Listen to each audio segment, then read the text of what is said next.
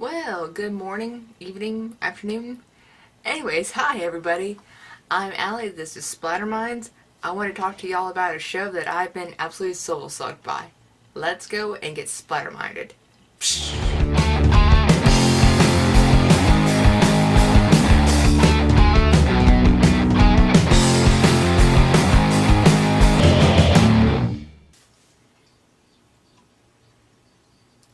Well, I wanted to talk to y'all about a show I've been completely soul sucked by. It is American Horror Story, the first season. First of all, I have the creepy jar with me. If you don't know what I'm talking about, it's in the opening title sequence, and it has creepy things in it. I think I've already stated that, but in the creepy jar I have, yep, spoiler alerts, eyebrows.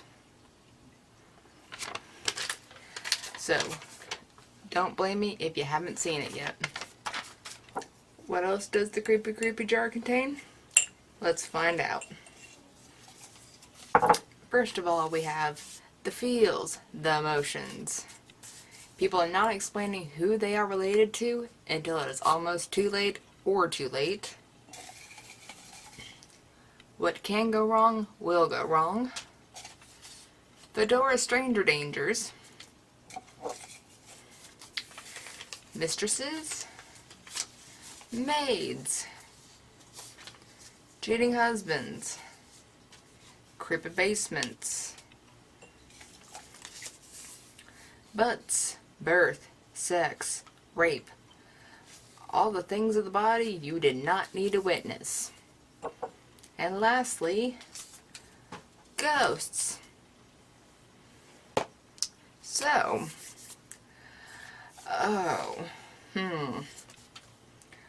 so many things in this show that I witnessed. To start off, this whole show is about a couple moving into a house and so many things just hit the fan and go everywhere.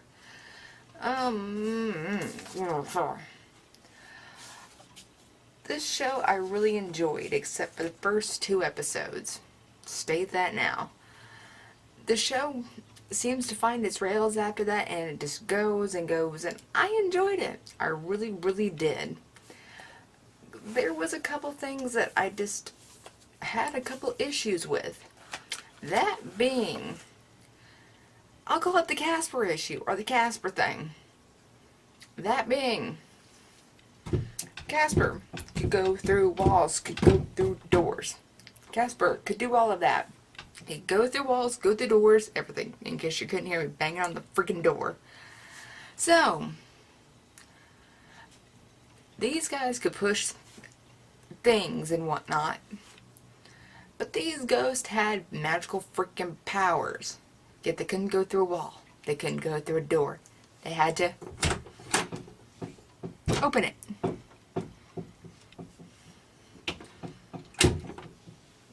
They could hang you from a ceiling and kill you. But yet they couldn't go through a wall. Ooh. Yeah, it's like the, what is the M. Night Shyamalan movie that had the aliens? Wood can stop an alien, it can stop a ghost. The next thing, there's a maid in there called Mora. Everyone saw her as either a really young 20, 30 something that had this really awesome looking body, and yet she walked around with this itty bitty short skirt maid looking thing with these pantyhose and whatnot, and it had a real low cut thing. Or she looked really old in her 60s, 70s, and it had these prim proper things and whatnot. But she was dead. She was a ghost. And yet she died when she was 20 or 30. Yet she aged. And yet none of the other ghosts ever aged.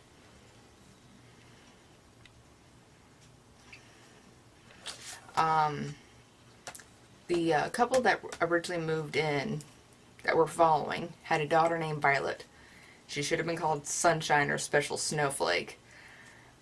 She ended up committing suicide by pills. Um, her ghost boyfriend ended up moving her down into a crawl space. Wouldn't a body smell after a couple of days? Not 16, 19 when her dad noticed she was actually dead. Once again, Casper in the walls. The last thing this kind of thing kind of gave me was a Sixth Sense movie vibe, or, you know, remember the movie The Others with Nicole Kidman? This house belongs to us. This house belongs to us. My favorite person, yet not favorite, would be the gay couple, Chad and Patrick. The one-liners. The Martha Stewart thing, yeah. Yet, not so favorite person would be Hayden, because she explained to everybody, this is how you died. Put your hand back here, here's the exit wound. Yeah. But going back to all these cute little pieces of paper in the creepy jar. People not explaining who they are related to until it's too late. Tate knows he's dead, and yet he knows who his mom is, but the therapist, Daddy Do Ben, didn't know he was being a therapist to Tate, who his mom is Constance. I think that should have been explained to Ben in the early stages, just for, you know, I'm a therapist to your dead son who shot up his school. Thank you.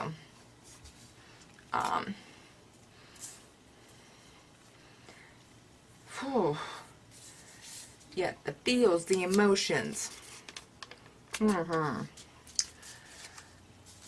Yeah, Maura went to go see her mother in the hospital. I think there's some unwritten rule that ghosts can't kill you. She ends up killing her mother to, I guess, let her go. Something. She was suffering. But her mother ends up coming behind her and standing behind her and telling her baby, come with me. And she goes, I just can't. I can't. Oh, the feels, the emotions. All that in a carpet bag of just everything. Yeah, the carpetbaggers in this. Just, no.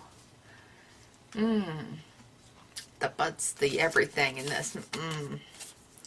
Yeah, you see a lot of butts and sex, and yeah. We'll get to the gimp suit here in a minute.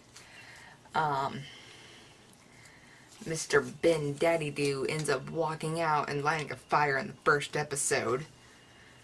The man's fully naked, and I'm just gonna walk out and light a fire. I did not need to see this man's butt.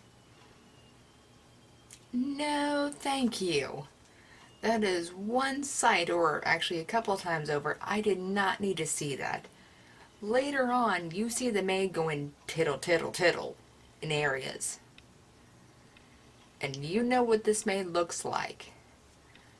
Never again. Nuh-uh. Going on about the gimp suit, I would make a Pulp Fiction in the watch joke. You see this gimp suit come over and over again throughout these episodes, and it just doesn't get any better because he murders people in this suit. And the thing that doesn't get mentioned until later on, the couple that you're following brings in this gimp suit, and yet in 2010 there's another gimp suit. It's a time-traveling gimp suit. Okay, thank you. Then it gets explained how the suit gets there in 2010, then I guess 2011, 2012, it's not really stated. Time-traveling gimp suit. Where's the TARDIS when you need it? I guess it would have saved everybody. But Dora's stranger danger gets explained too, and his family was there, and turns out Constance and her family lived there too, and not explained until later episodes, and it's just a wonder bag full of everything. Ha! Wish that would have been explained so much earlier, because then you would have been, okay, this person lived here, this person lived here, they bounced from house to house to house. I guess California is just full of money. Wish I had that kind of money. We don't need to cover murder, suicide, and death. That's just self-explanatory. All these ghosts either fall into the category of vendetta, which, okay, you want to take your vendetta thing out on everybody to make sure they're just like you and they're stuck in the house with you. Looks like we're all the Brady Bunch couples and you're all going to be stuck in the house together so you're not lonely. Yay! Or you fall under the category of, okay, I'm not vengeful, I just want to not share the house anymore and get the living people out. Good. Casper the Friendly Ghost also just can't go through walls. Wood stops everybody. Gives you splinters. Creepy basement. The whole story started with a wife and husband and a baby, and they needed money, so creepy doctor started giving abortions. And their son was taken and cut into tiny pieces. And then given back in jars. So lady went crazy, shot her husband, and shot herself. So she's stuck in the house wanting a baby. Yep. Our entire story started there. So every time a new person or a new couple moves in and they argue about wanting a baby, you're dead meat. And Tate kills you. Yep. So if you don't give the lady of the original house a baby, you're just SK Rube without a paddle. Jeff Battle.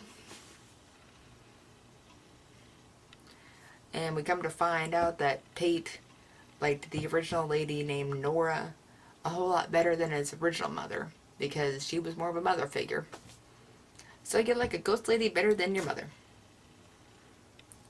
Once again, creepy Brady Bunch. I dropped my paddle.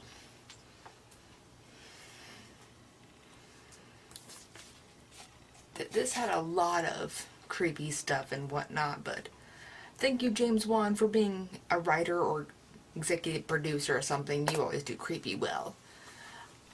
On my computer, I've got season 2 ready to go for me, so I'll see if this is somewhat more coherent in places. Hopefully it's more coherent. Hopefully it starts out with a good bang. Yeah, no more creepy children, nothing like that. But then again, it's about a sanitarium and nuns. What was I hoping for? Anyways, I will let y'all go. No more about creepy horror stories. I will see y'all later. Bye, y'all.